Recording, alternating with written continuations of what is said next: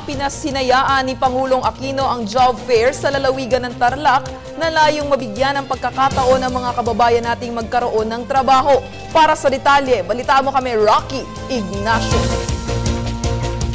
Dagdag trabaho at oportunidad para sa mga Pilipino ang hatid ng 74 na jobs at livelihood fair na itinayo ng gobyerno nationwide kaugnay pa rin ng Labor Day. Sa bisperas ng araw ng paggawa, pinangunahan ni Pangulong Aquino ang pagsisimula ng jobs at livelihood fair sa Tarlac City o sa home province ng Pangulo.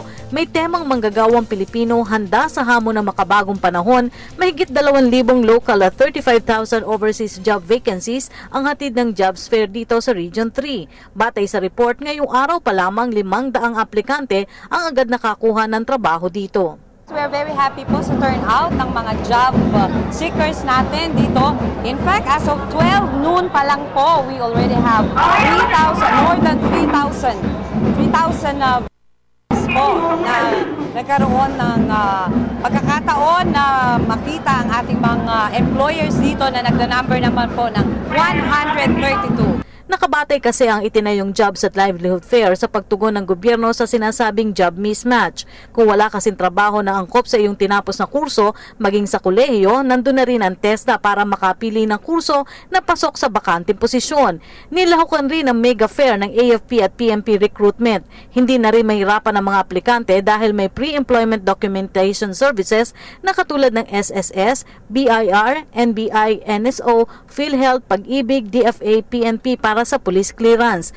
Kinapalooban rin ang paglulunsad ng OFW M3 o ang Mag-Impok, Magnegosyo Movement na nagsusulong na hikayatin ang mga OFWs sa larangan ng pagnenegosyo sa ilalim na rin ng Philippine Reintegration Program. Kapansin ninyo, dito sa ating mega jobs fair, meron tayong TESDA to answer for the skills. In fact, kung dilitaw vacancies na available dito, wala silang match sa skills nila, didiretso sila sa TESDA for capability building.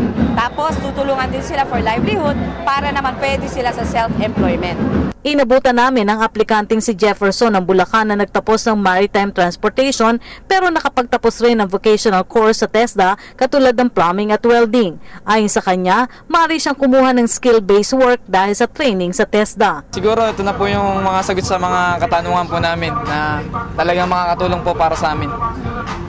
Ito na po yung work na talagang lumapit na para sa amin. Bakit hindi pa po namin karirin para po makahanap kami ng work? Tsaka para rin po siguro makatulong kami sa pangsarili namin na ngayon. Bukod sa bakanting trabaho, kinapalooban rin ang mega fair dito ng libreng tawag para sa mga pamilya ng OFWs. Para sa Telebisyon ng Bayan, Rocky Ignacio, Tarlac City.